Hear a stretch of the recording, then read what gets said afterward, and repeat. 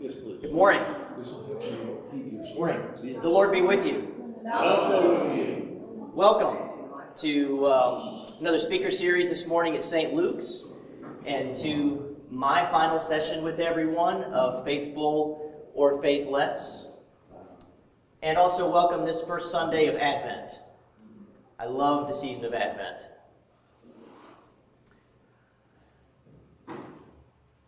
So this third session this morning, we're going to get very practical. The last two sessions were framing the problem, and then the second session was talking about the spirituality of non-religious persons and perhaps how to connect with them through a concept I introduced called signals of transcendence. And last week, we spent some time talking about that. So this third session, what I want to do is focus on how we communicate, how we listen, what it means to share the gospel in this brave new world.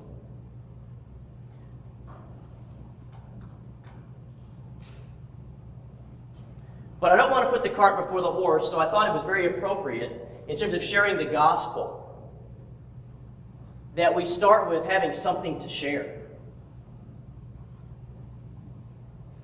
And it's this spirit of thankfulness. A thankful heart is one that wants to witness, that wants to share.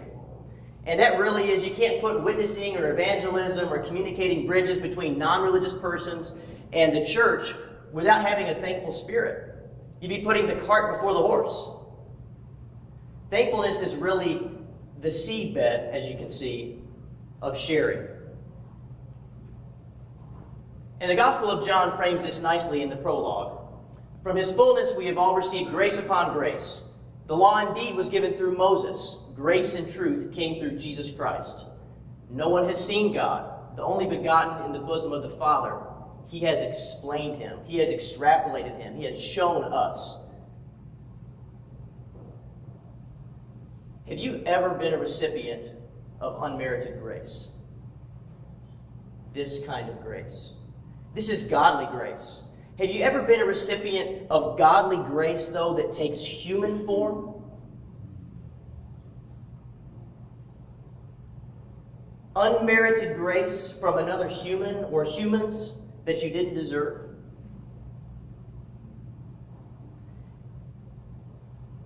As I was thinking about this morning, and through the week, preparing for this, it reminded me of my time at Mercer and doing my divinity work.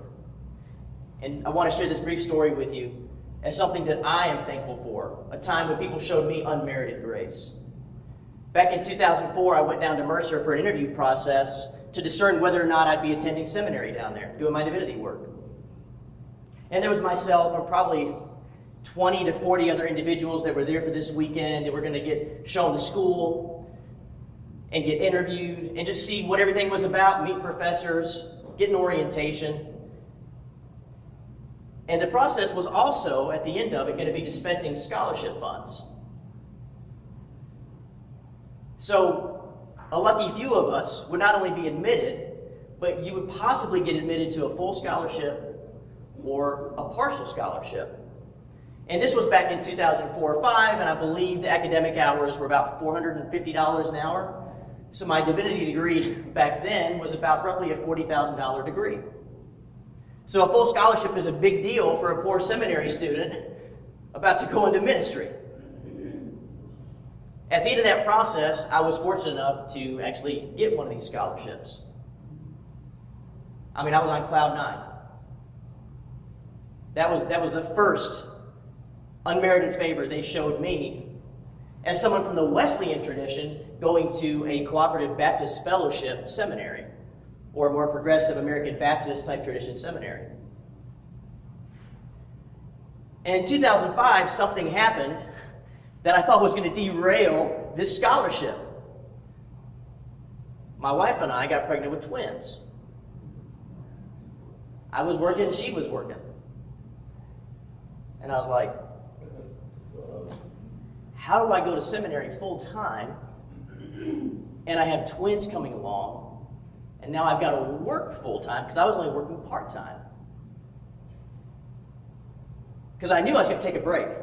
2 babies coming into the world, I got to take a break. I can't keep going to school full time. So I went and talked to the admissions director and went and talked to the dean of the school.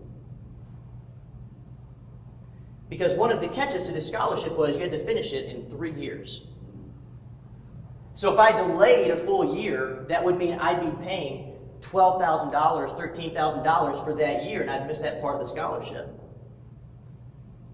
And I'm sharing this story now for the first time because I believe we've reached the statute of limitations and all these people are retired now. And I can't get them in trouble. Because at the time it was unprecedented. It was unmerited grace. And I remember the admissions director and the dean, who is Alan Culpepper, who, if you've ever done any studies of the Gospel of John, you might have come across Alan Culpepper's work. He's one of the most recognized Johannine scholars in North America and really the world right now. And I sat across from Alan Culpepper and the dean of admissions, who was Doc Hollingsworth, and they listened to my story, and they knew I'd done some good work for the first year there with them.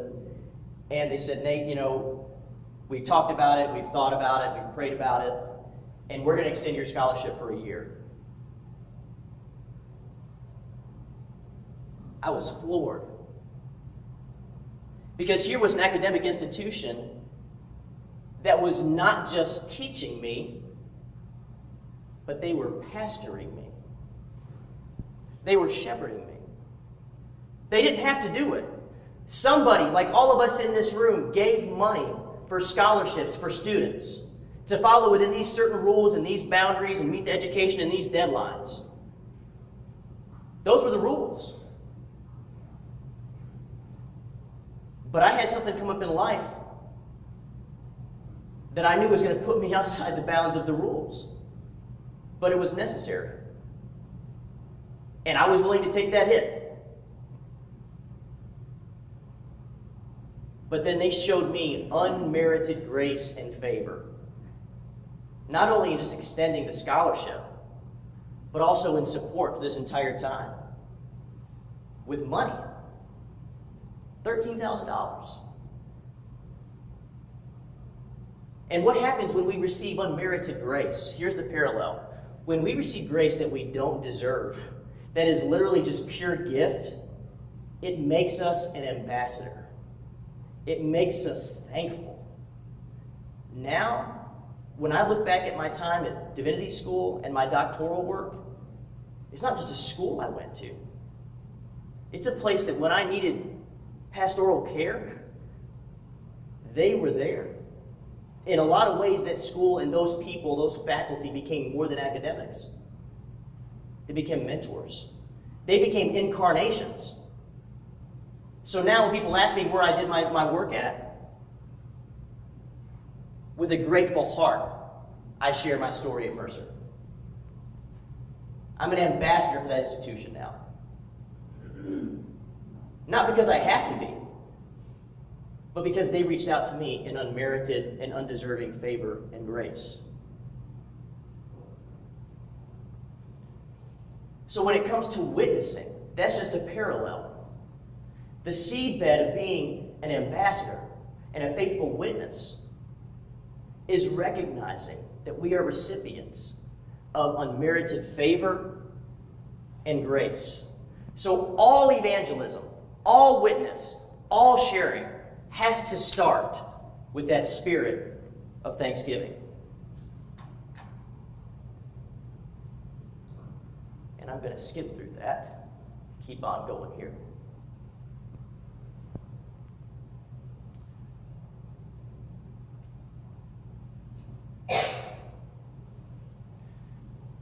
So, the witness, what we're witnessing to is the work that God has done for us. And if we look at Scripture, there are multiple biblical examples in the Psalms, in the miracles of Jesus, in the Acts of the Apostles, that whenever people are recipients of something from God, they go and they tell other people. Their thankfulness produces the act of sharing. So before we go out into the world and we share the gospel or we tell people our story, we really have to be clear on what is it we're thankful for. And really pillage around in our experience with God What is it that's compelling about our story that we're thankful for, that's worth sharing with others? Not what can we convince people of? What can we argue people into? What can we prove with apologetics, for example? But what is compelling about what we've received? And have we spent time thinking about that? Because before we can be effective ambassadors in the world,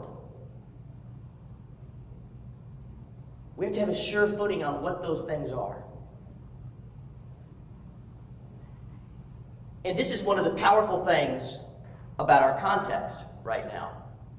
We talked in the first session about the changing worldviews and how things like institutions are under suspicion and how overall the culture seems to have a waning religious commitment. And especially in a city like Cleveland, you're going to run into lots of stereotypes about Christians.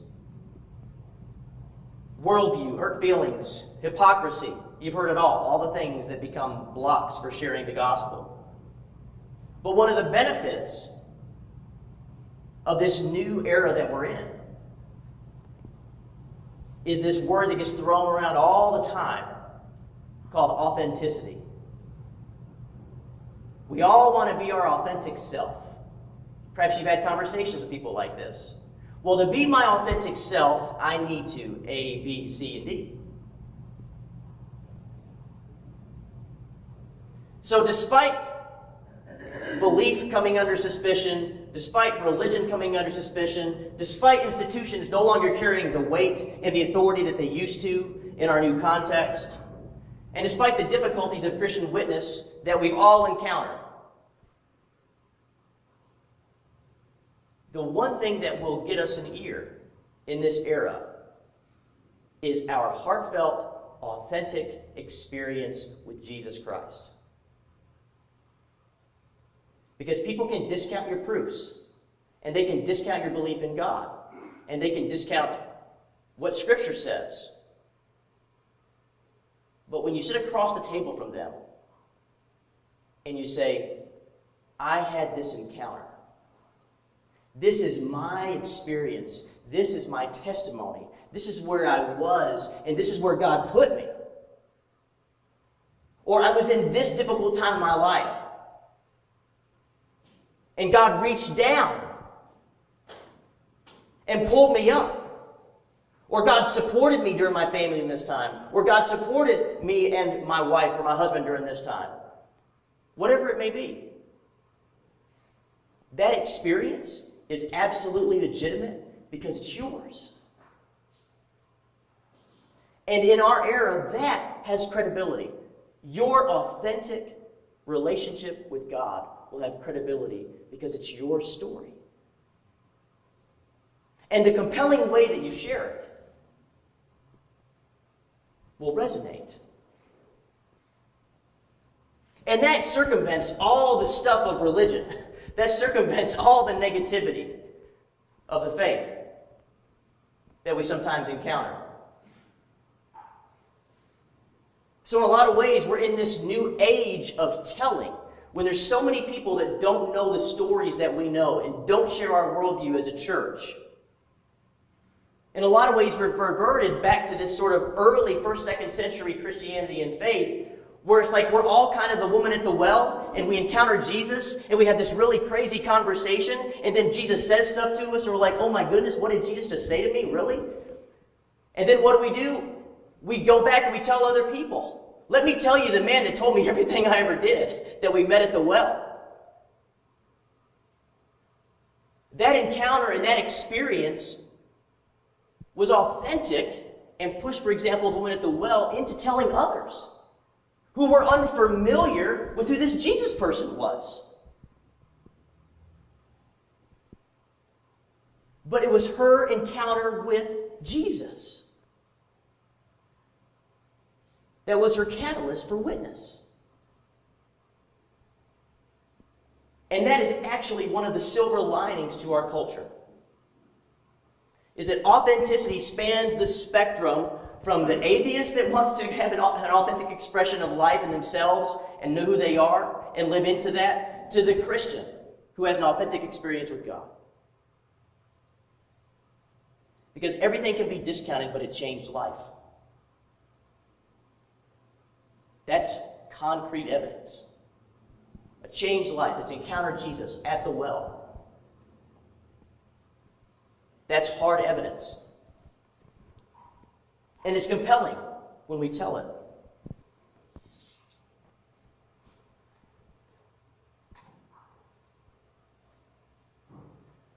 So I know we often think about evangelisms and missions and witness and what we're trying to do, what we're trying to accomplish, a goal we're trying to achieve, numbers we're trying to get, people that we're trying to get to pledge.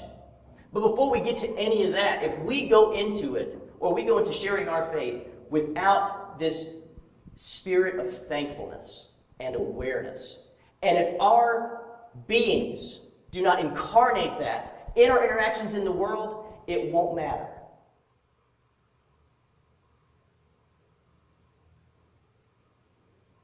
Because then people become objects of our faith, not subjective individuals that we're trying to bring to God.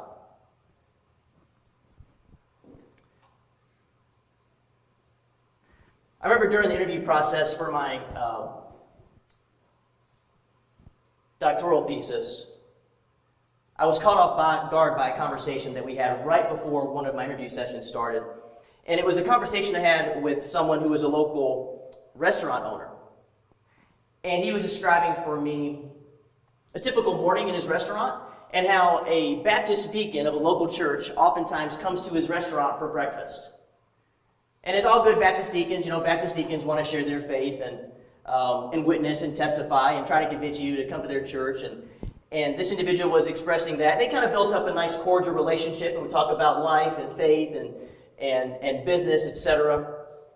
But during that, what was usually a regular morning conversation at his restaurant with this Baptist deacon, he communicated to me that he was expressing to him his participation in the study with me last year. And kind of tell him about it, what we're talking about, what we're doing, what the goal was of the entire process. And then he said, and you know what I told him, Nate? I told him that if I was a person of faith, and I wanted to share my faith, that I would do it the way you're doing it in this study. And that caught me off guard, which is why the second process of sharing from thankfulness goes to listening. Because you know what I was sharing with him? Nothing.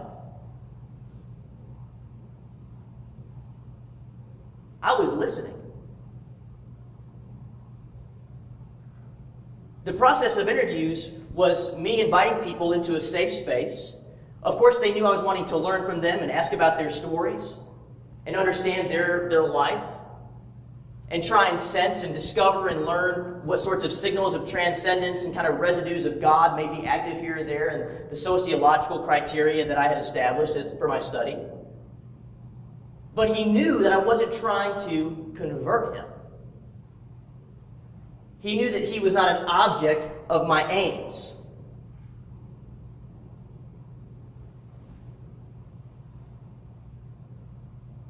But yet he said, if I was going to share my faith the way you're doing it in this study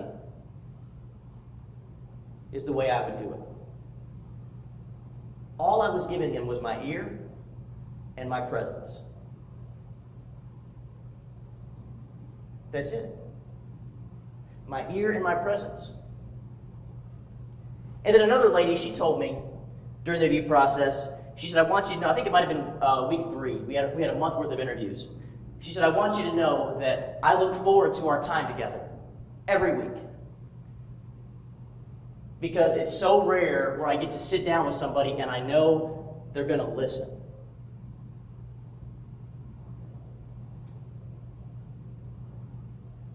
It's so rare that she gets to sit down with somebody and just talk. To someone who's going to be receptive.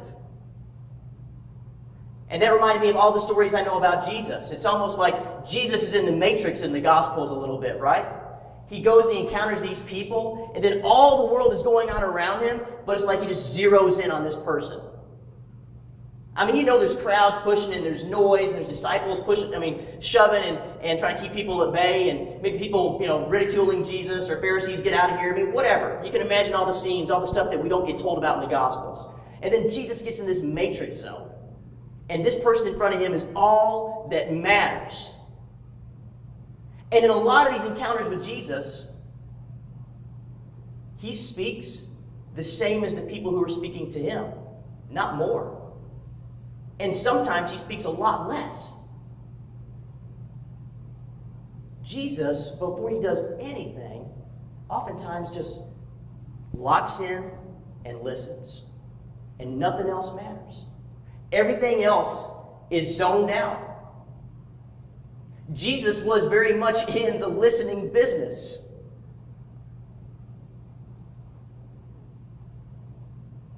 So if the church wants to share Jesus, it needs to be in the listening business too. But have we been in the listening business very well, is the question.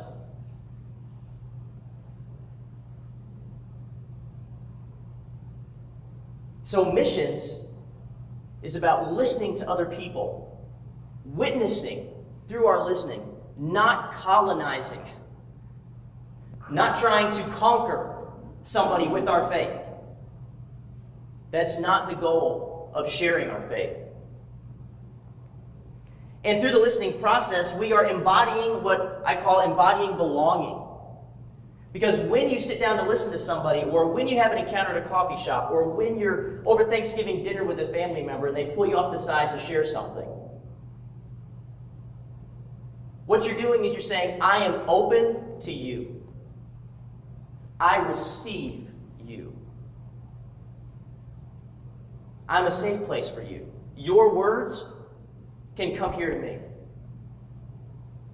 That's listening as embodying belonging.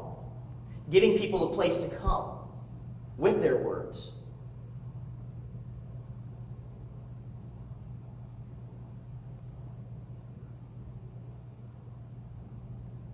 We live in a world where everybody is talking and nobody is listening. Our media streams are full of it, right? Everybody wants to post what they got to say and post their opinion or their objection. But so few are having conversations because so few are listening. Perhaps more than any other time in history, the ability to listen and be present with people is a precious commodity in 2022. Maybe it wouldn't have been as precious of a commodity in 1950 when TV had just come out and there was no internet. People could listen better then. They had to. But now all the distractions and everything that pulls us away, and all the noise and all the cacophony around us, cluttering up our minds and our hearts.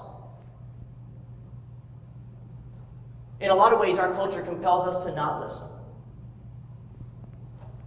It's kind of structured to be so loud that we really can't listen. But if we're going to be people who share the gospel, and we're going to be salt of the earth, that means living differently and living with each other differently. And this notion of intentional listening and being present is extremely countercultural. And it's also counter a lot of what we think. We think about what we're supposed to be doing when we share our faith. We think if we're not interjecting or saying something or endowing some grain of wisdom, or actually plucking the wheat into the harvest to take it into the barn for Jesus, that we've not done our job. But I promise you, if we listen the way Jesus listens, people will walk away remembering what you said when you said nothing at all.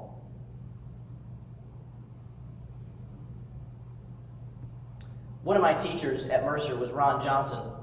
I'm going to use him for a couple of quotes here as we talk about this aspect of listening. He wrote a book in the early 90s called How Will They Hear If We Don't Listen? He says, learning how to listen will make us better tellers of the gospel. as we learn to listen and develop skills in the art of listening, evangelism can become more natural for us. This is because we move from evangelism, from the realm of sales pitch. I like how he frames that. We move evangelism from the realm of sales pitch to the realm of human caring and dialogue. Matrix Jesus, zoom in, make the sun stand still in this encounter. But don't be misled. An evangelism based upon listening to others will cause you to invest yourself in the life of another. See, in the bygone eras we talked about in that first session, there was a shared worldview where people knew and woke up with this acknowledgement of, I have this God-shaped hole, I have this sinfulness that has to be dealt with, and only God through Jesus Christ can deal with that. That was the majority worldview in this country. Even if you weren't a devout churchgoer, that was kind of the cultural milieu, that was the narrative of our Judeo-Christian heritage for the vast majority of persons. But as we move further and further from that, as we demonstrated in that first session 3 weeks ago, the task of evangelism doesn't start with this shared group of facts, this shared faith. So it means that it's a slower process, because now, unlike the 1940s or 50s, 30s, Great Awakenings in the previous century prior to that, people could sometimes throw up a tent and have tent revivals, and folks would come. For two reasons. One, they might have felt guilty and knew they needed God. Again, shared narrative. For the other, life was boring and that was entertainment. And if God happened to save you while you were at it, then great. The old school preachers were willing to do that. But what made those sorts of things work in terms of sharing the gospel are moving further and further away from our cultural memory. So it's going to be much more rare to encounter somebody like Philip and the Ethiopian eunuch, and the Ethiopian eunuch is reading Isaiah, and Philip just walks up and says, do you understand what you're reading? Well, no, I don't. Well, hey, let me come up there and show you. And, I mean, we don't get time-lapse on it. We don't know how long this conversation took or how long the ride was. But we often presume this happened in a day. This sort of evangelism, when you invest in someone else with the art of listening, it may take you years.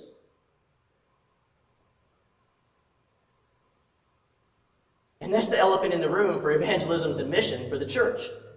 Because we feel like we don't have years, right? Like we're losing people. We're losing young people. We got to get people here now.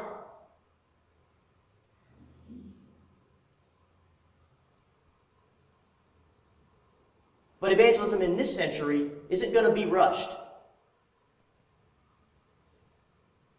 It's going to be a slower process, where we're giving more of ourselves because we don't share all the assumptions of cultural narratives anymore.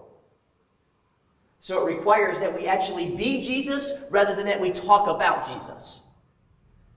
And that's a lot harder.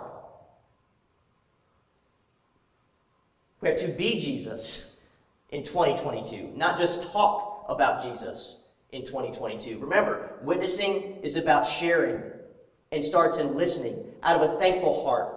It's not about colonizing or quote-unquote winning souls, because that kind of language denotes if we're winning, somebody's losing. And people are not the objects of our conquest. They're people.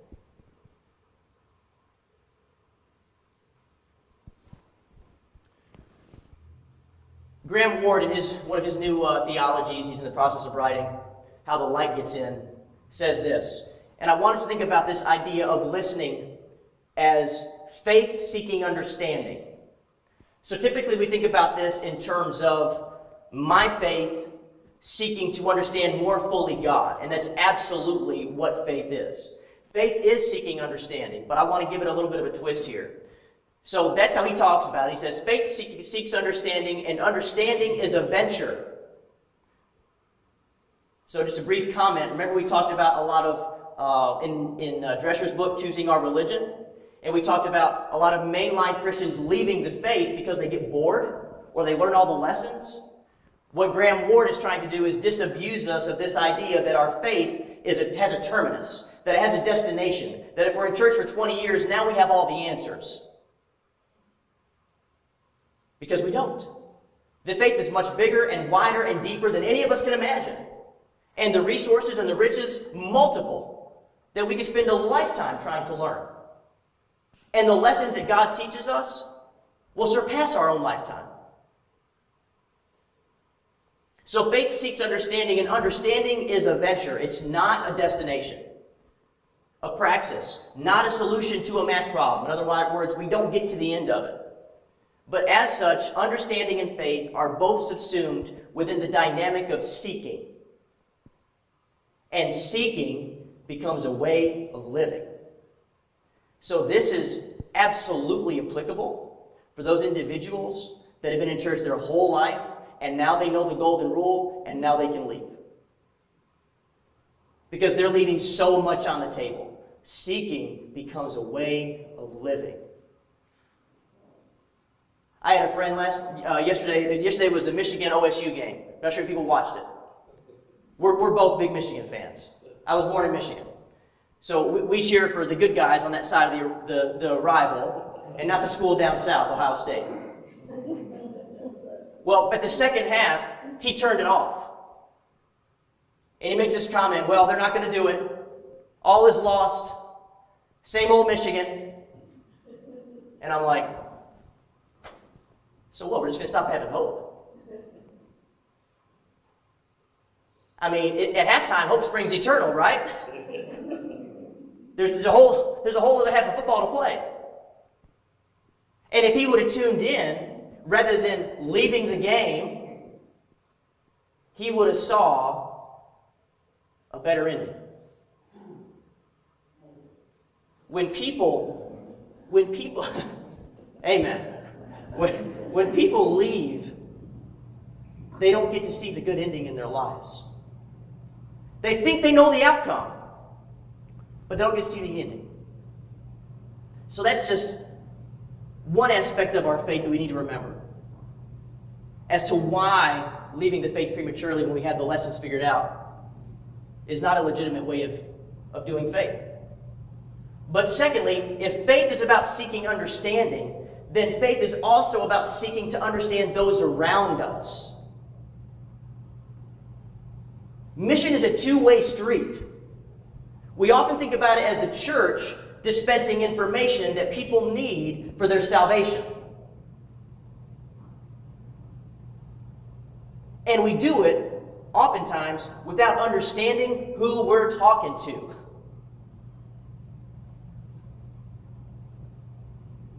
But we're talking at them like we're speaking something intelligent. And what we've done is we've failed to understand the person in front of us. So faith-seeking understanding is two things. It's A, our own faith, that is a venture, that will be a journey of understanding from now until we're in our graves and the resurrection. But then secondly, faith-seeking understanding is believing that God is always already at work in somebody's life that we are not aware of, and we want to understand where that is. So we want to listen and we want to be attentive, because my faith believes that God is going preveniently to call people, to prepare people, to soften the soil of their hearts, for people like me to come along and listen and understand where they are, who they are, what their hurts and loves and joys and pains are. Understanding and getting around to these things we call signals of transcendence. So, the journey of the Christian to plumb the depth of the riches of their own faith, but always God being at work always. And our task is to join God there, where God's already doing work in the stories of others. If you hear nothing else I say, please hear this. Mission is not about us doing. Mission is about joining with what God's already been doing before we got there. And then when we arrive with thankful hearts and curious minds, and listening ears. Talk about being the light of the world, the salt of the earth. When people engage us, when non-religious persons engage Christians like that, they're going to know that they just encountered something quite different than what they're used to.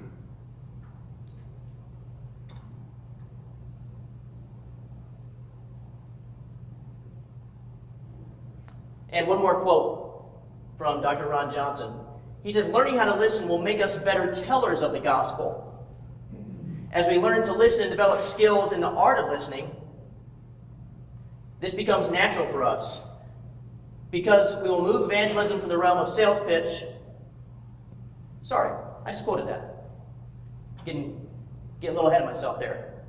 Here we go. Yeah, my apologies for that. So let's talk about the mechanics of conversation. How do we go about having conversations with people? So I didn't want to get too bogged down into this, because this could literally be an entire series about how to have holy conversations. But think about conversations when you're with somebody. What you want to do is you want to investigate, you want to explore, you want to give attention, you want to be able to listen. But a lot of us don't really know how to ask good questions of people. We encounter people in public and we say, hey, how are you? How's it going? And as usual, the answers are, oh, really good, I'm fine. How are you doing? And then it's done. Or if we have a conversation where we think we may be able to talk about faith, we just try to interject our little bit about our church, or a little bit about what we think they should hear, rather than coming to the encounter as one who is listening and being attentive. So Scripture talks about preparing in season and out of season, right? Being prepared to have conversations with people, to talk about your faith, to think ahead. So I would suggest that we begin to think about what sorts of questions, when we're in the world, when we're talking to people, can we employ that would allow us to get inside people's stories a little bit better. And I want to just briefly talk about just 3 questions. One is called a descriptive question. So these are the kind of questions where you just want to get a peek into people's lives. So, for example, a descriptive question might be, I asked, during my interviews, I asked somebody if they enjoy reading. And when they said yes, I said, so what sorts of books do you like to read? And then they said something that was really curious. And Jane Austen was the author. I was like, ooh, that's interesting. What is it about Jane Austen's characters that you connect with? So now we move from, I like to read, to, oh, this is the type of genre I like, to, oh, what is it about the ethos of these characters that connect with me as a person? So in a descriptive question, what you're trying to do is get them to describe something, to maybe tell you something they don't know they're going to tell you.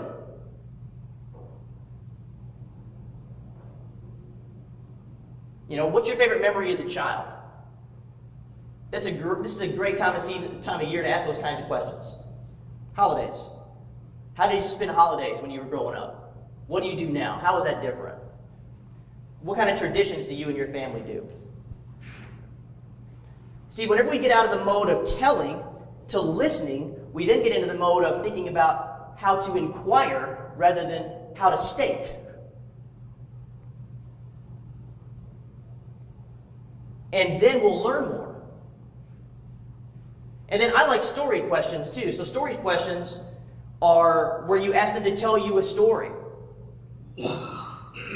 I did this a lot when I was a kid. Hey, Dad, when you were growing up, what did you do for fun? Or, hey, Dad, when you were disciplined as a kid, how did your dad exact discipline? Those were great stories from my dad. We could do a whole speaker series on the discipline of my father. Write a book, it's hilarious. Or tell me about how you survived the war years.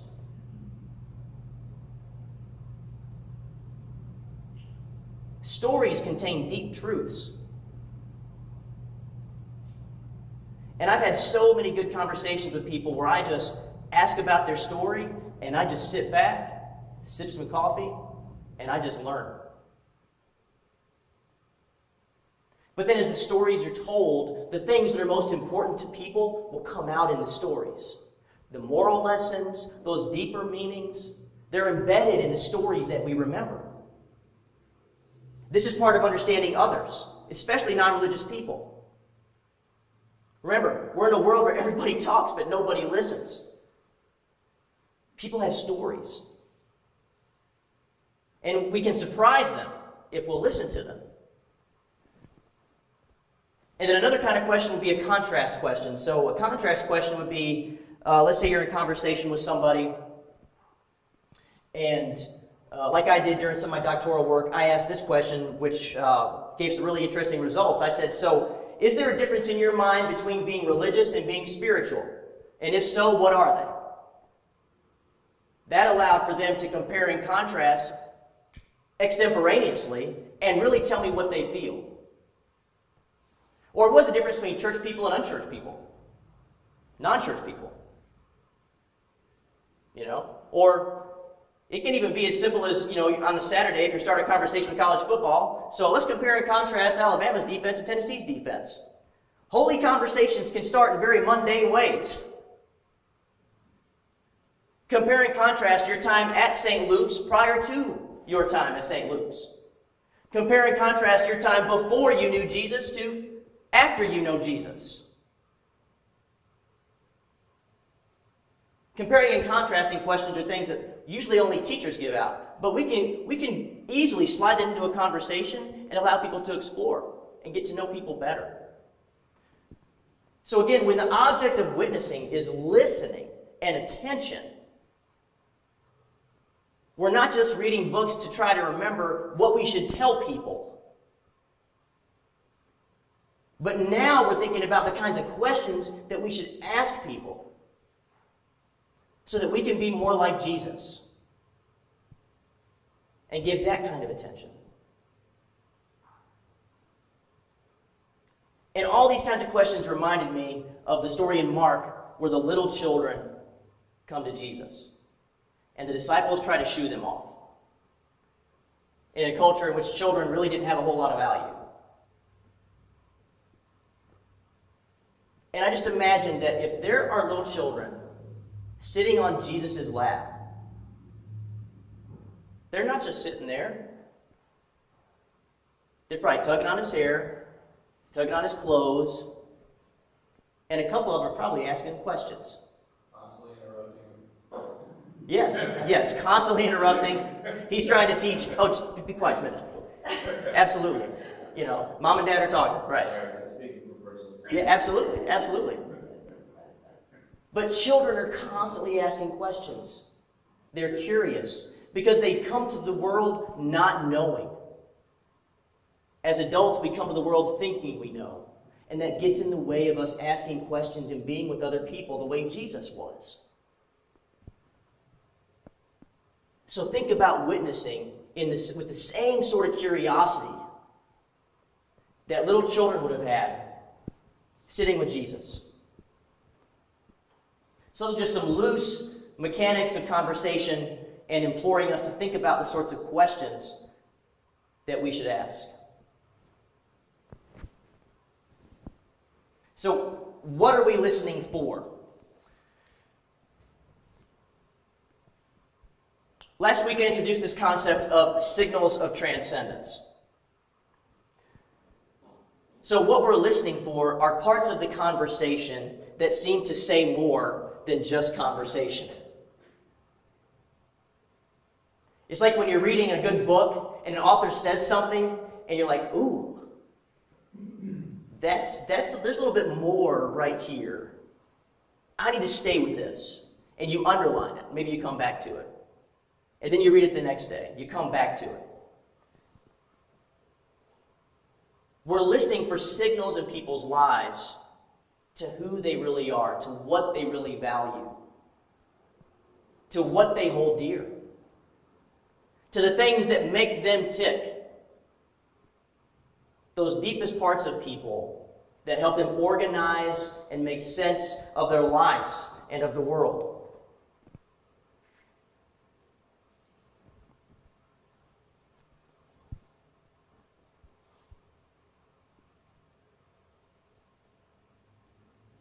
How does a person survive childhood abuse? How? Rhetorical. That's one of the stories I heard in my interviews. How does a person have hope in that kind of a situation?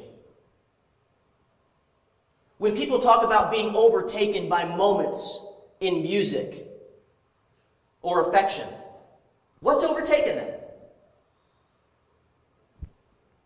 What are they encountering?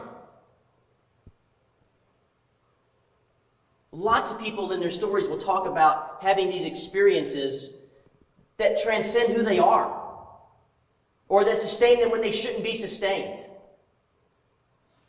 Where does that even come from? What's doing that? I would argue those kinds of stories contain kernels of truth. Signals to something more than just their life that they believe got them through that, or that they value or help them organize their life. And that's what signals of transcendence are. They're just behaviors that point beyond themselves. It's a big word for a simple concept in interviews. And last week we talked about the role that tradition can play in people's lives, and also this aspect of play, and how both of those kinds of functions point beyond themselves.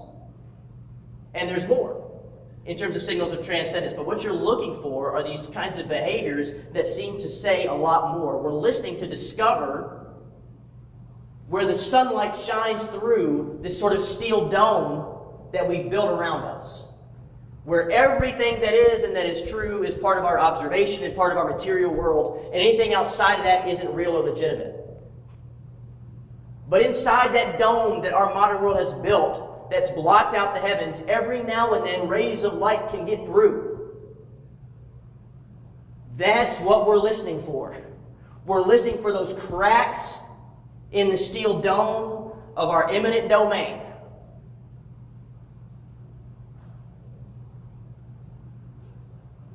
We're trying to listen for where God may still be whispering. Because these sorts of things provide a language. Remember, signals are a way of speaking in a foreign land. Understanding that everybody sort of has these things, these behaviors that point beyond themselves, whether it can be how they order their life, or how they remake traditions, or the way they spend their time and leisure, or the things that they hope for, or what they find damnable, or how they think about the law and the way they apply it to their lives, or big things like obligation and duty and virtue. These are the big things. When we go beyond the denominationalism and we go beyond just the theological constructions and get to these core human expressions that don't have any basis in terms of their own sense of argumentation. They're just embodied by people. Their behaviors everybody does. That's how we can connect with individuals. Remember, we're working with two different maps and different value sets and different commitments between people who are non-religious and people who are of a more faithful or faith persuasion. Maybe have their theology figured out a little bit better. And signals provide a key, a legend, to use in both maps because they work in both places. Because all humans have them. And we all have behaviors and things that we do that we don't think about before we do them, but that are only justified in something beyond themselves.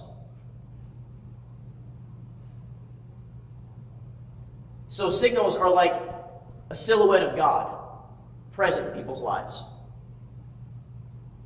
A shadow that you really can't make out what it is, but you can see that something's there. It's these sorts of horizontal, we talked about this after the session, a couple people came up to me afterward, we talked about the fact that non-religious persons find meaning in terms of horizontal relationships, side by side, very earthy, very material. And that sometimes that blocks out the vertical, but we're talking about horizontal relationships that signal to something above them, that signal to the more. So these behaviors can be common languages between us. That's why they're important to listen to. It allows us to speak to people that we think we don't have much in common with because they're non-religious or non-denominational or they have no preference. But also we can make direct parallels. Like last week, I gave the example of tradition and talked about this lady's house, that she constructed it and organized it and framed it in terms of a sanctuary with holy objects and memories and sanctified space that gave her meaning and safety and direction, helped her remember her past life. Why? Because it provides a grounding for her future sense of life, a staging ground for the world. So sometimes when people are describing their lives and you pick up on something in there that is a little bit more than usual, you can sometimes make parallels. And once you've built up rapport in a conversation, those parallels are much easier to make. So again, make no mistake, this kind of witnessing, this kind of sharing is going to take time and investing in other people. Months, years, maybe decades. But always be sensitive to context. Fools rush in where angels dare to tread. Know what you're saying before you say it. Think about what you're going to say before you say it. And to the point about children interrupting parents, please don't try and have a faith conversation with a young couple when their parents are tugging on them, because they're going to be distracted. So know your context so that when you do have moments to listen and be attentive, it'll be more impactful. But then also, don't think you have to say everything or anything on any conversation. God is at work before we are. God will provide more opportunities. It's God's job. It's not our job. Put that on God. Let God be the one responsible for creating the opportunities for us to listen and be attentive and display our thankful heart in the way we share our faith and live with other people. And then when you do speak, do it like the prayer book speaks. Short, succinct, and impactful. Don't let your witness get lost in too many unnecessary words. And I want to leave us with a quick story here.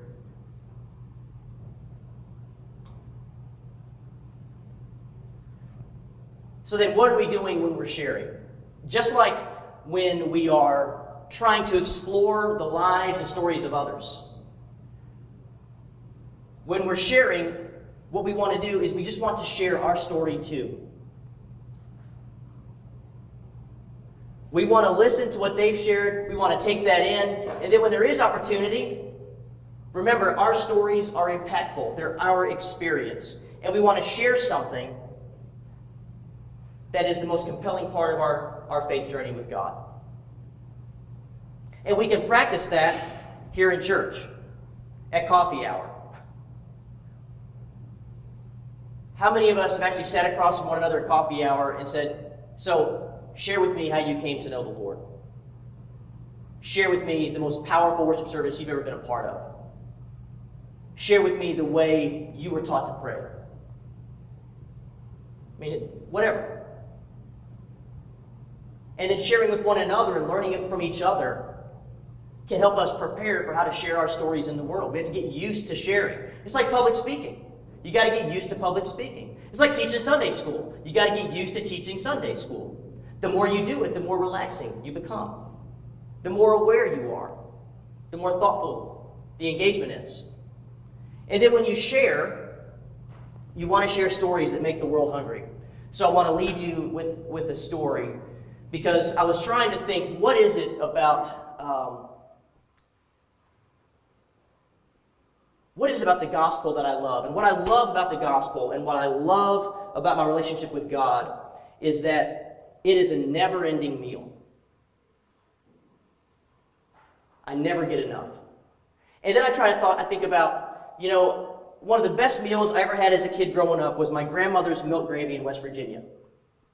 My grandparents lived in the back of a holler in West Virginia. When I was a kid, it was still a dirt road. It was up in Wayne County, 6 hours from where we live here. And once you got off the interstate, it was an hour on these turns that you could kiss yourself on.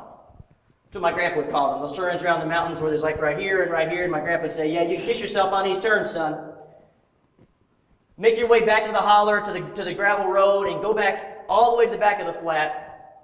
And there was my grandparents' house with a wood-burning stove that my grandpa installed himself. And it looked like he just took an X-Acto knife and cut a hole out of the ceiling and put this chimney up in it and got the top of the roof pitched with tar. I mean, very rudimentary.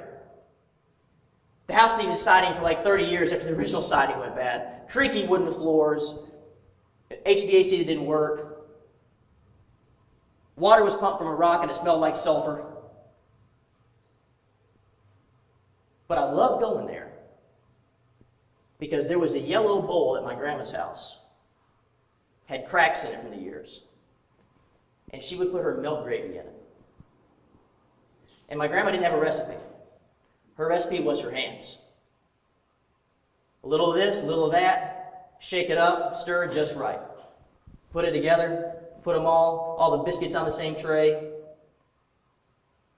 Even with the recipe, we couldn't make it the way my grandmother made it.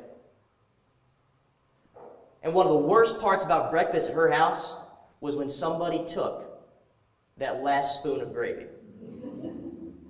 You're like, ugh.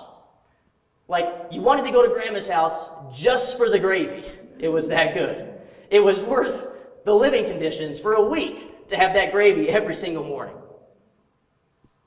It's the one food that I can remember with my life that I don't want it to ever run out. Like, why can't Grandma have an endless supply of milk gravy?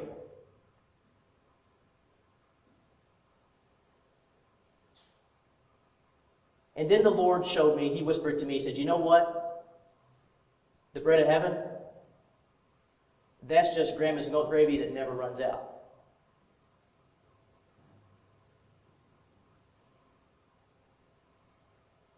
And that's the kind of story, that's the kind of satisfying soul food that when you push away from the table, you say, this was good. This is satisfying. And we give thanks. It's that kind of experience with God that is compelling. And if we tell stories and we listen in ways that show attention, and then we tell stories that make the world hungry, they'll ask us about that gravy. And they'll be more open to us talking about it. So, when you do have opportunity to share, make sure you tell the story that makes the world hungry. Thank you so much for your time in this series. Thank you for your kind attention this morning. Thank you for all the stories that you have shared with me after our conversations. I have learned so much about all of you and consider it a privilege to have been able to share the last 3 weeks with everyone. Blessed first Sunday.